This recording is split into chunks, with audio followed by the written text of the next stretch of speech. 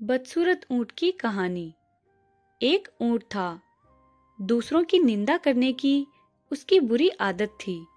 वह हमेशा दूसरे जानवरों व चिड़ियों की शक्ल सूरत की खिल्ली उड़ाता था।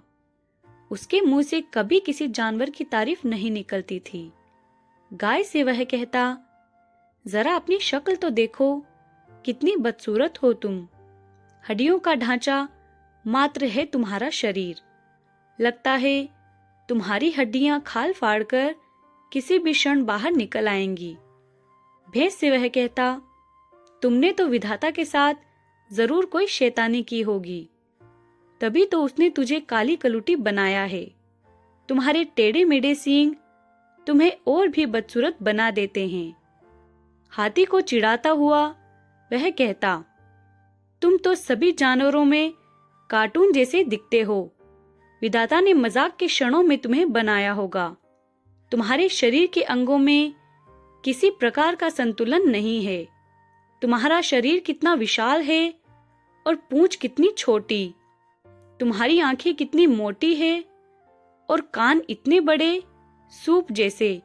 तुम्हारी सूंड, पैर और शरीर के अन्य अंगों के बारे में तो मैं बस चुप रहूं, यही ठीक रहेगा। तोते से वह कहता, तुम्हारी टेढ़ी और लाल रंग की चोंच बनाकर विधाता ने वाकई तुम्हारे साथ मजाक किया है। इस तरह ऊंट हमेशा हर जानवर की खिल्ली उड़ाता रहता था। एक बार ऊंट की मुलाकात एक लोमड़ी से हो गई। वह बड़ी ही मुंहफट थी और किसी को भी खरी बात सुनाने में नहीं हिचकती थी। ऊंट उसके बारे में उल्टा सीधा बोलना शुरू करे, इसके पहले ही लोमड़ी ने कहा, अरे ऊंट, तू लोगों के बारे में उल्टी सीधी बातें करने की अपनी गंदी आदत छोड़ दे। जरा अपनी शक्ल सूरत तो देख। तुम्हारा लंबा चेहरा, पत्थर जैसी तुम्हारी आंखें, पीले पीले गंदे दांत, टेढ़े मेढ़े भद्दे पैर और तुम्हारी पीठ पर यह भद्दा सा कुबड़।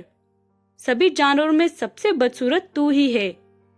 दूसरे जानवरों में तो एक दो खामियां हैं, पर तुम में तो बस खामियां ही खामियां हैं। लोमड़ी की खरी खरी बात सुनकर ऊंट का सिर शर्म से झुक गया।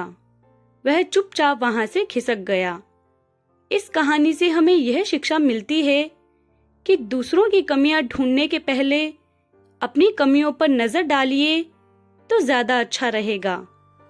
कहानी पसंद आई हो तो लाइक, शेयर एंड सब्सक्राइब करें।